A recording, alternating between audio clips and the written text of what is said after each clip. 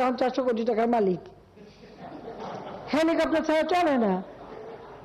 হ্যাঁ, বাস্তব কথা। কি করে বানালো এই টাকা?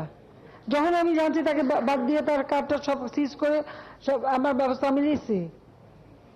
এটা তো হয়, মানে এটা তো করে আপনারা এখন ধরার পরে না এগুলি চোখে আসে, তাছাড়া তো হয় না। যখন ধরা পড়ে তখন আমরা ব্যবস্থা নেই। এটা তো একটা মানসিকতা।